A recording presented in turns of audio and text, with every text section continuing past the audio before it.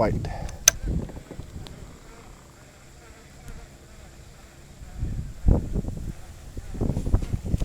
Oh, you got it. You got it.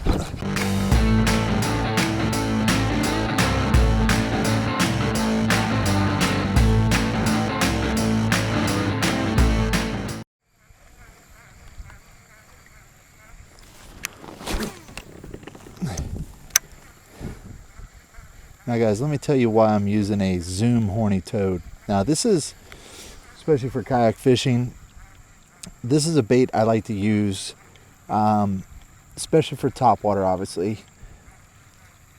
I use the Zoom horny toad because you can cover a lot of water with it. That's primarily the main reason why I like it.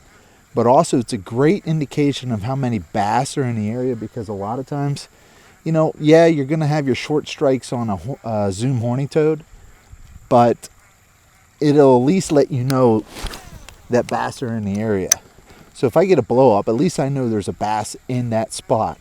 And I could do a lot of other things to kind of coax that fish into biting. But right now, I think the topwater bite is on. Little afternoon fishing here right after work. So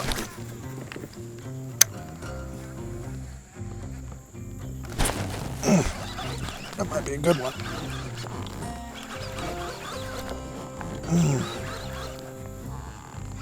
Oh boy, he's stuck in the grass.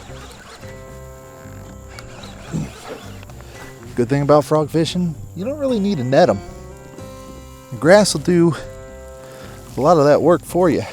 Because that fish is not moving much with all that salad. Not a bad fish.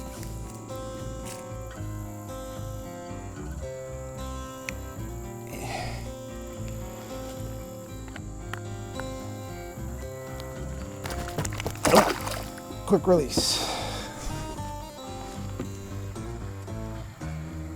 Now I'm not doing much of a clock rotation. Now here's the reason why.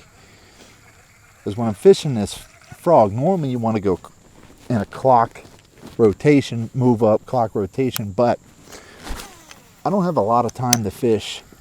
And so what I'm doing is I'm just picking out the key points that I believe have fish. You know, which is, you know, openings in a grass mat, little points, isolated patches of grass.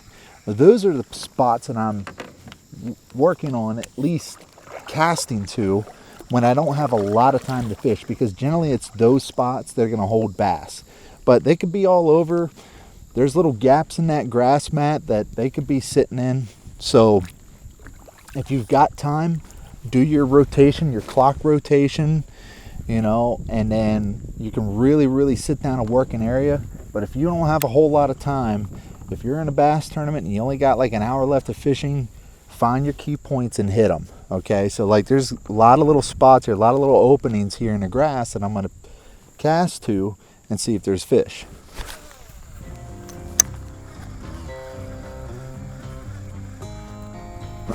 Right there, just like that. Ain't a big one, but he ate it. All right, so wow, he definitely is not a big one.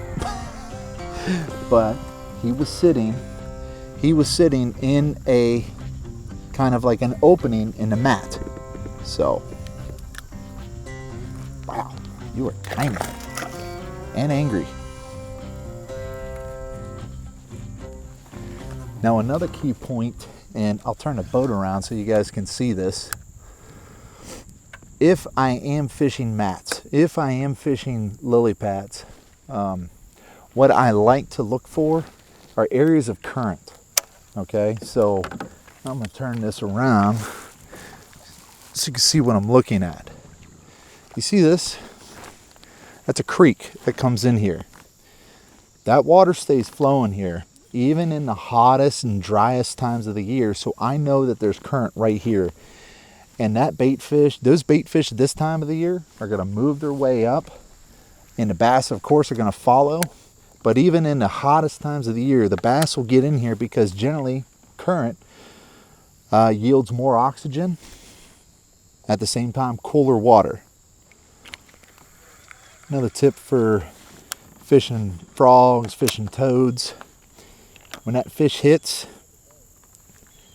make sure you give it a few seconds. I know it's going to be the longest time of your life before you set that hook. Give it a few seconds and then set it. Make sure that fish has it. Make sure the fish eats it.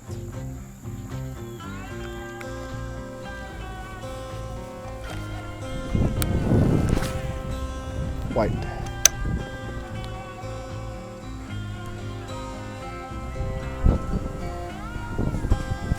Oh. You got it.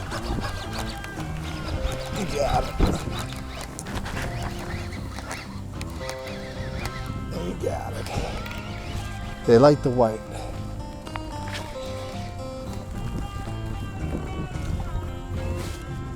He likes the white.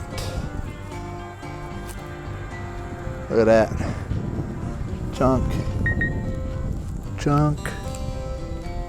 What you eating out there, huh? Chunky, chunky, chunky.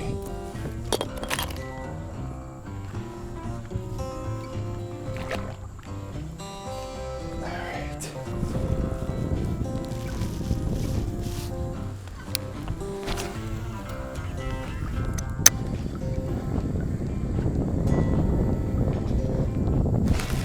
Man, they're in here.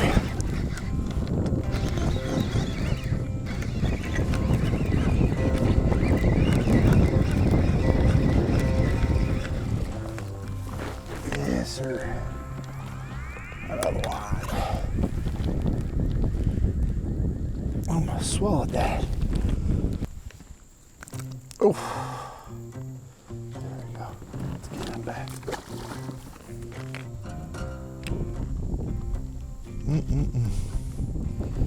I wanted a white.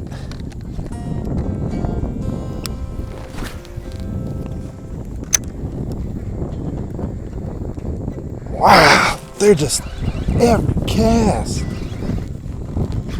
Every cast.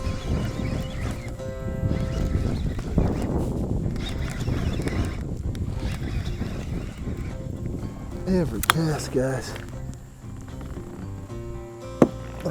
That's a good one. That's a better one, huh? Every cast.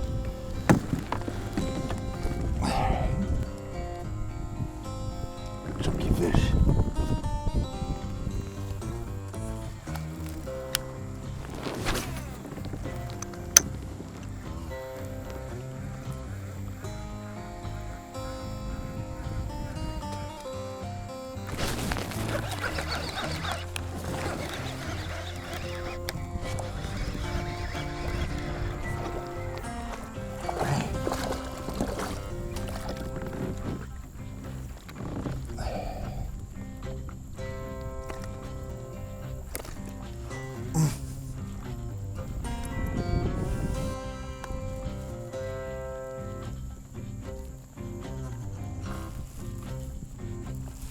First time that happened.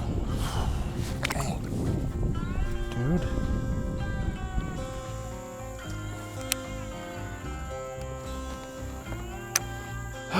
Pretty good day for just coming out here for, you know, an hour or two.